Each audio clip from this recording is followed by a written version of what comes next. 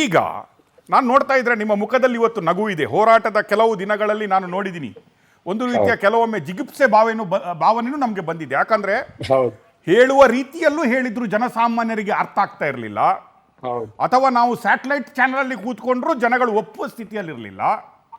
ಒಂದು ರೀತಿಯ ಮೌಢ್ಯ ದಕ್ಷಿಣ ಕನ್ನಡ ಉಡುಪಿ ಮಾತ್ರ ಅಲ್ಲ, ಅದು ಕವಿತಾ ಬಂದು ಇಡೀ ಕರ್ನಾಟಕ ಈ ಸಲೀಂನ ಮೂಲಕ ಇಡೀ ಭಾರತ ದೇಶನೇ ಆ ಮೌಢ್ಯ ಕವಿದಿತ್ತು. ನಾವೆಲ್ಲ ನೋಡಿದ್ವಿ. ಬುರುಡೆ ವಿಷಯಕ್ಕೆ ಬಂದಾಗ ನಾವು ಮಾತಾಡುವಾಗಲೂ ನೀವು ಹೇಳಿದ್ರಿ ಇದೊಂದು ಏನಾಗುತ್ತಪ್ಪ ಏನಿದು ಅಂತ ಇತ್ತು. ಆಗಲೂ ನಮಗೆ ಧೈರ್ಯ ಇತ್ತು, ನಾವು ಮಾಡಿದಂತಹ ಹೋರಾಟ ಸತ್ಯದ ಪರ ಇದೆ, ಸತ್ಯ ಗೆಲ್ಲುತ್ತೆ ಅನ್ನೋದಿತ್ತು. ಈಗ ನಿಮ್ಮ ನಿಯೋಗ, ನೀವು ಹೇಳ್ತಾ ಇದ್ರಿ ನೀವು 3, 4, 7, 8 ಸ್ವಾಮೀಜಿಗಳು ಒಟ್ಟಾಗಿ ಮಾನ್ಯ ಶ್ರೀ ಗೃಹ ಮಂತ್ರಿಗಳಾದ ಅಮಿತ್ ಶಾ ಅವರನ್ನು ಮೀಟ್ ಮಾಡಿದಿರಿ. ನನಗೆ ಗೊತ್ತಿದೆ ಈ ಹೋರಾಟದಲ್ಲಿ ಮೊದಲ ಅಜೆಂಡನೇ ಹಿಂದೂ ಧರ್ಮದ ಅಜೆಂಡಾ ಆಗಿರುತ್ತೆ ಅನ್ನೋದು ಗೊತ್ತಿದೆ. ಎರಡನೇದಾಗಿ ಅಮಿತ್ ಶಾ ಅವರಿಗೆ ನೀವು ಮಾತಾಡಿದಾಗ ಇಲ್ಲಿನ ಬೆಳವಣಿಗೆಗಳು, ಇಲ್ಲಿ ಏನು ಆಗ್ತಾ ಇದೆ, ಅಥವಾ ಧರ್ಮಸ್ಥಳದ ಬಗ್ಗೆ ಯಾವ ರೀತಿಯ ಅಪಪ್ರಚಾರ ಆಗ್ತಾ ಇದೆ, ಇದರಲ್ಲಿ ಯಾವ ರೀತಿಯ ಎಡಬಿಡಂಗಿಗಳು ಸೇರ್ಕೊಂಡಿದ್ದಾರೆ ಅನ್ನುವ ಮಾಹಿತಿ ಏನಾದರೂ ಇಂಟೆಲಿಜೆನ್ಸ್ ರಿಪೋರ್ಟ್ ಅವರ ಹತ್ರ ಇತ್ತ, ಅಥವಾ ನಿಮ್ಮ ಬಾಯಿಂದ ಕೇಳಿದಾಗ ಅವರಿಗೆ ಆಶ್ಚರ್ಯ ಕಾದಿತ್ತ? ಇಲ್ಲ, ಅಮಿತ್ ಶಾ ಅವರು ಬಹಳ ನಾವು ಕಂಡ ಹಾಗೆ ಈ ಭಾರತ ದೇಶದ ಒಂದು ದೊಡ್ಡ ಸಂಪತ್ತು ಅಂತ ನಮ್ಗೆ ಭಾವನೆ ಆಯಿತು ಅವರ ಮಾತುಗಳಿಂದ. ನಾವು ಹೇಳುವ ಮೊದಲೇ ಅವರು ಒಂದಷ್ಟು ವಿಷಯಗಳನ್ನ ಸಂಗ್ರಹ ಮಾಡಿಕೊಂಡಿದ್ದಾರೆ. ಮತ್ತೆ ಅವರಲ್ಲಿರುವಂತಹ ಈ ಗುಪ್ತಚರ ಇಲಾಖೆ ಏನಿದೆ ಅದು ಬಹಳ ಸೂಕ್ಷ್ಮವಾಗಿ ಕೆಲಸ ಮಾಡ್ತದೆ ಅನ್ನೋದಕ್ಕೆ ಅವರು 2-3 ವಿಷಯಗಳನ್ನ ಕೋಟ್ ಮಾಡಿದ್ದನ್ನ ಗಮನಿಸಿದಾಗ ನಮ್ಗನ್ನಿಸಿತು, ಅಯ್ಯೋ ಈ ಮನುಷ್ಯ ಈ ರೀತಿಯಲ್ಲಿ ತಿಳುವಳಿಕೆ ಮಾಡ್ಕೊಂಡಿದ್ದಾರೆ ಅಂತ ಹೇಳಿದ್ರೆ ನಮ್ಗೆ ಅವರನ್ನು ನೋಡಿದಾಗ ಆಶ್ಚರ್ಯವಾಯಿತು. ಯಾಕೆ ಅಂತ ಕೇಳಿದ್ರೆ ಇಡೀ ದಿವಸ ಕ್ಯಾಬಿನೆಟ್ ಚರ್ಚೆಯನ್ನ ಮಾಡಿ ತುಂಬಾ ಬಳಲಿದ ಸ್ಥಿತಿಯಲ್ಲಿರಬೇಕಾದ ಒಬ್ಬ ವ್ಯಕ್ತಿ ಬಳಲಿಕೆಯನ್ನ ಹೊರಗಿಟ್ಟು ತುಂಬಾ ಉತ್ಸಾಹ ಭರಿತನಾಗಿ ನಮ್ಮ ಜೊತೆ ಕುಳಿತುಕೊಂಡು ತುಂಬಾ ತಾಳ್ಮೆಯಿಂದ ತುಂಬಾ ಸಂಯಮದಿಂದ ವಿಷಯಗಳನ್ನ ಆಲಿಸಿಕೊಂಡು ಮುಂದೇನು ಆಗಬೇಕು ಅನ್ನುವುದನ್ನ ಅವರು ನಮ್ಗೆ ಹೇಳ್ತಾರೆ ಅಂತಂದ್ರೆ ಅವರು ಇದನ್ನ ಎಷ್ಟು ಆಳವಾಗಿ ಅಧ್ಯಯನ ಮಾಡಿದ್ದಾರೆ. ಒಂದೇ ಮಾತನ್ನ ಅವ್ರು ಹೇಳಿದ್ರು, ನಾವು ಇದನ್ನ ಬಹಳ ಸೂಕ್ಷ್ಮವಾಗಿ ಗಮನಿಸ್ತಾ ಇದ್ದೇವೆ. ಒಬ್ಬರು ಸಚಿವರಾಗಿ ಆ ವ್ಯವಸ್ಥೆಯನ್ನು ಅತ್ಯಂತ ಸೂಕ್ಷ್ಮವಾಗಿ ನಾವು ಗಮನಿಸ್ತೇವೆ ಅಂತ ಹೇಳಬೇಕಾದ್ರೆ ಅವರಲ್ಲಿ ಒಂದಷ್ಟು ವಿಚಾರಗಳು ಅಥವಾ ಒಂದಷ್ಟು ವಿವರಗಳು ಅವರಲ್ಲಿ ಇದ್ದಿರ್ಲೇಬೇಕು. ಇಲ್ಲದಿದ್ರೆ ಆ ತರಹದ ಮಾತುಗಳು ಒಬ್ಬರು ಸಚಿವರಿಂದ ಬರೋದು ಕಷ್ಟ ಇದೆ. ಹಾಗಾಗಿ ನಮಗನ್ನಿಸಿತ್ತು, ಇಂತಹ ಒಬ್ಬ ಪುಣ್ಯಾತ್ಮನನ್ನ ಈ ದೇಶ ಕಂಡಿದೆಯಲ್ಲ ಅಂತ ಹೇಳುವ ಒಂದು ವಿಶೇಷ ಗೌರವ ಅವರಲ್ಲಿ ನಮಗೆ ಪ್ರಾಪ್ತವಾಯಿತು. ಸ್ವಾಮೀಜಿ ಅವರೇ, ಈಗ ಧರ್ಮಸ್ಥಳದ ವಿಷಯಕ್ಕೆ ಬಂದಾಗ ನಾವು ಹೇಳ್ತೀವಿ ಇದು ಖಾಲಿ ಹಿಂದೂ ಧರ್ಮದ ಟಾರ್ಗೆಟ್ ಅಲ್ಲ, ಇದು ಒಂದು ದಿನ ಭಾರತ ದೇಶದ ಏನು ಸಂಸ್ಕೃತಿ ಇದೆ ಅಲ್ವಾ, ನಾವು ನೋಡಿ ಆಡ್ಕೊಂಡು ಬಂದಂತಹ ಯಾವ ಸಂಸ್ಕೃತಿ ಅದಕ್ಕೆ ಧಕ್ಕೆ ಬರುವಂತಹ ಸ್ಥಿತಿ ಬರಬಹುದು ಅಂತ.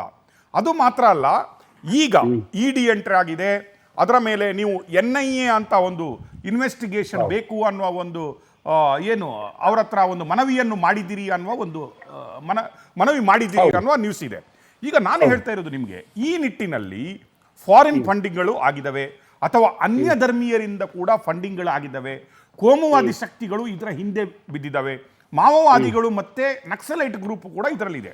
ನೀವು ನೋಡ್ತಾ ಇದ್ರೆ ಅಮಿತ್ ಶಾ ಅವರು ಈಗಾಗಲೇ ಮಾವೋವಾದಿಗಳು ಮತ್ತೆ ನಕ್ಸಲೈಟ್ಗಳನ್ನು ಆಲ್ಮೋಸ್ಟ್ ಇಂಡಿಯಾದಲ್ಲಿ 0% ತರುವಂತಹ ನಿಟ್ಟಿನಲ್ಲಿ ಕೆಲಸ ಮಾಡ್ತಾ ಇದ್ದಾರೆ. ಇಲ್ಲಿ ಈಗ ನಿಮ್ಮ ರಿಕ್ವೆಸ್ಟ್ ಏನು ಮನವಿ ಇತ್ತು, NIA ಅನ್ನು ಈ ಒಂದು ಏನು ಇನ್ವೆಸ್ಟಿಗೇಷನ್ಗೆ ತರಬೇಕು ಅನ್ನುವ ಒಂದು ಮನವಿಗೆ ಅವರ ಸ್ಪಂದನೆ ಹೇಗಿತ್ತು? ಅಂದ್ರೆ ಅವರು ಮಾತಾಡುವ ಮಾತು ಮತ್ತೆ ನಾವು ಹೇಳಿರುವಂತಹ ವಿಷಯಗಳನ್ನ ನಾವು ಗಮನಿಸಿದಾಗ ಇದರ ಹಿಂದೆ ಯಾವುದೋ ಒಂದು ಷಡ್ಯಂತ್ರ ಇದೆ ಅನ್ನೋದನ್ನ ನಾವು ಪದೇ ಪದೇ ಒತ್ತಿ ಹೇಳಿದಾಗ ಅವರೊಂದು ಮಾತನ್ನ ನಮ್ಮಲ್ಲಿ ಕೇಳ್ತಾರೆ, ನಿಮ್ಗೆ ಹೇಗೆ ಷಡ್ಯಂತ್ರ ಅಂತ ನಿಮ್ಗೆ ಇದು ಅನ್ನಿಸಿತು ಅಂತ ಕೇಳಿದಾಗ ನಾವು ಹೇಳಿದೆವು, ಸಾಮಾಜಿಕ ಜಾಲತಾಣಗಳಲ್ಲಿ ಇವತ್ತಿನ ಈ ಪರಿಸ್ಥಿತಿಯನ್ನ ನೋಡಿದ್ರೆ ರಾಷ್ಟ್ರೀಯ ಸ್ಯಾಟಲೈಟ್ ವ್ಯವಸ್ಥೆಯಲ್ಲಿರುವಂತಹ ನಮ್ಮ ಮಾಧ್ಯಮಗಳಲ್ಲಿ ಒಂದು ಓಂಬುಡ್ಸ್ಮನ್ ವ್ಯವಸ್ಥೆ ಇದೆ. ಅವರು ದೇಶ, ಧರ್ಮ ಮತ್ತೆ ಅವರದಾದಂತಹ ವ್ಯವಸ್ಥೆಯನ್ನ ಒಂದು ಕಾನೂನಿನ ಚೌಕಟ್ಟಿನ ಒಳಗೆ ನಡೆಸ್ತಾ ಇದ್ದಾರೆ. ಆದ್ರೆ ಈ ಸಾಮಾಜಿಕ ಜಾಲತಾಣಗಳು ಕಾನೂನಿನ ಚೌಕಟ್ಟನ್ನ ಮೀರಿಕೊಂಡು ಬೆಳೀತಾ ಇದ್ದಾವೆ, ಅದಕ್ಕೆ ಯಾವುದೇ ಓಂಬುಡ್ಸ್ಮನ್ ಇಲ್ಲ. ಹಾಗಿರುವುದರಿಂದ ಯಾಕೆ ಈ ವ್ಯವಸ್ಥೆಗಳು ಸೃಷ್ಟಿಯಾಗಿದೆ ಅಂತ ಕೇಳಿದಾಗ ಅವರೊಂದು ಮಾತನ್ನ ಹೇಳ್ತಾರೆ, ಅದಕ್ಕೆ ಸರಿಯಾದ ಕಾನೂನು ಇಲ್ಲ ಅನ್ನುವ ಕಾರಣವನ್ನ ನೀವು ಬೆಳಕು ಚೆಲ್ಲಿದ್ರಲ್ಲ, ಮುಂದಿನ ದಿನಗಳಲ್ಲಿ ಅದಕ್ಕೊಂದು ಸರಿಯಾದ ಕಾನೂನನ್ನ ರಚನೆ ಮಾಡುವ ಅನ್ನುವ ಮಾತನ್ನ ಅವ್ರು ಹೇಳ್ತಾರೆ. ಅಂದರೆ ನೀವು ಹೇಳ್ತಾ ಪ್ರಕಾರ ಈಗ ಸ್ಯಾಟಲೈಟ್ ಚಾನೆಲ್ಗಳ ಅಥವಾ ಇತರ ನ್ಯೂಸ್ ಏನು ಮೀಡಿಯಾಗಳಿದ್ದಾವೆ ಅದಕ್ಕೆ MIB ಅನ್ನುವ ಒಂದು ಬೋರ್ಡ್ ಇದೆ, ವಿ ಆರ್ ಅಂಡರ್ ಕಂಟ್ರೋಲ್ ಅಂತ ಇರುತ್ತೆ. ಸೋಷಿಯಲ್ ಮೀಡಿಯಾ ಏನು ಇವತ್ತು ಸಾಮಾಜಿಕ ಪಿಡುಗಾಗಿ ಭಾರತ ದೇಶವನ್ನು ಕಾಡ್ತಾ ಇದೆ, ಏನ್ ಬೇಕಾದ್ರೂ ಹಾಕ್ಬೋದು, ಯಾರು ಬೇಕಾದ್ರೂ ಮಾತಾಡ್ಬೋದು, ಯಾರ ಬಗ್ಗೆ ಬೇಕಾದ್ರೂ ಮಾತಾಡ್ಬೋದು, ಅಂದ್ರೆ ದೇ ಆರ್ ಅನ್ಕಂಟ್ರೋಲ್ಡ್.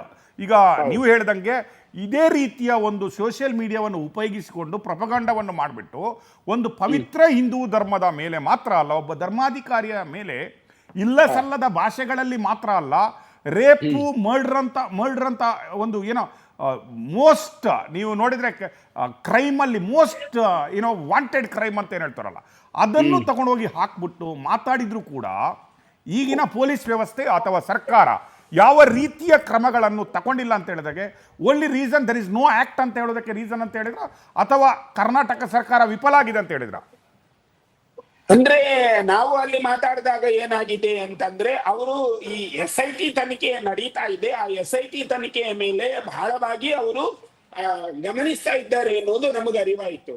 ಯಾವಾಗ ಈ ಸಾಮಾಜಿಕ ಜಾಲತಾಣಗಳಲ್ಲಿ ಇಷ್ಟೆಲ್ಲ ಆರೋಪಗಳು ಬಂದಾಗ ಸಾಮಾನ್ಯವಾಗಿ ಸರ್ಕಾರ ಸ್ಪಂದಿಸಬೇಕಿತ್ತು ಅನ್ನೋದು ನಮ್ಮ ಒಂದು ಮನದಾಳದ ವಿಷಯ. ಅಂತಂದ್ರೆ ಸನ್ಮಾನ್ಯ ಮುಖ್ಯಮಂತ್ರಿಗಳು, ಸನ್ಮಾನ್ಯ ಗೃಹ ಮಂತ್ರಿಗಳು ನಮ್ಮ ರಾಜ್ಯದ ವಿಷಯದಲ್ಲಿ ಬಹಳವಾಗಿ ಅವರು ಗಮನಿಸ್ತಾ ಇದ್ದಾರೆ, ಮತ್ತೆ ಅದರ ಬಗ್ಗೆ ಅವರೇ ಹೇಳಿದ್ದಾರೆ. ಸನ್ಮಾನ್ಯ ಸಿದ್ದರಾಮಯ್ಯನವರು, ಸನ್ಮಾನ್ಯ ಡಾಕ್ಟರ್ ಸಿ ಪರಮೇಶ್ವರ್ ಅವರು ಒಂದು ಮಾತನ್ನ ಹೇಳ್ತಾರೆ ಪದೇ ಪದೇ, ನಾವು ಎಲ್ಲೂ ಒತ್ತಡವನ್ನು ಹಾಕೋದಿಲ್ಲ, SIT ರೀತಿಯಲ್ಲೇ ತನಿಖೆ ಮಾಡ್ತದೆ ಎನ್ನುವ ಮಾತನ್ನ ಅವರು ಉಲ್ಲೇಖ ಮಾಡ್ತಾ ಇದ್ದಾರೆ. ಹಾಗಿರುವುದರಿಂದ ನಮಗೊಂದು ಭರವಸೆ ಇದೆ.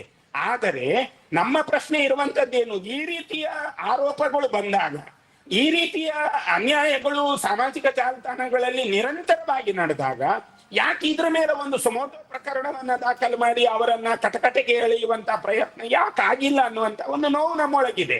ಇದನ್ನ ನಮ್ಗೆ ವಿವರಿಸುವಂತ ಅವಶ್ಯಕತೆ ಇತ್ತು ಅಂತ ನಮ್ಗೆ ಅನ್ನಿಸಿ ನಾವು ಆ ಪ್ರಸ್ತಾವನೆಯನ್ನ ಸನ್ಮಾನ್ಯ ಗೃಹ ಮಂತ್ರಿಗಳಲ್ಲಿ ಇಟ್ಟಾಗ ಅವರು ಏನ್ ಹೇಳಿದ್ರು ಅಂತಂದ್ರೆ, ಹೌದು ಇದರ ಬಗ್ಗೆ ಒಂದು ಸರಿಯಾದ ವ್ಯವಸ್ಥೆ ಇಲ್ಲ, ಅಂದ್ರೆ ರಾಜ್ಯದಲ್ಲೂ ಇಲ್ಲದೆ ಇರಬಹುದು, ಅಥವಾ ಈಗ ನಾವು ಸಣ್ಣ ಠಾಣೆಗಳಲ್ಲಿ ಈ ಪ್ರಕರಣಗಳನ್ನ ದಾಖಲು ಮಾಡಿದಾಗ ಅದರಲ್ಲಿ ಒಂದು 500 ಪ್ರಕರಣಗಳು ಹಾಗೆ ಇರುತ್ತೆ, ನಮ್ದು 501ನೇ ಪ್ರಕರಣ ಆಗತ್ತೆ. ಅದು ತನಿಖೆ ಆಗುವಾಗ ಯಾವುದೋ ಮಟ್ಟಕ್ಕೆ ಅದು ಹೋಗಿರ್ತದೆ, ಅದು ತಕ್ಷಣವಾಗಿ ನಮ್ಗೆ ಅದರ ಉತ್ತರ ಸಿಗೋದಿಲ್ಲ ಅನ್ನೋದ್ರ ಕಡೆಗೆ ನಮ್ಗೆ ಗಮನ ಚೆಲ್ಲಬೇಕಿತ್ತು. ಅದನ್ನ ನಾವು ಮಾಡಿದ್ದೇವೆ ಆ ದೃಷ್ಟಿಯಿಂದ.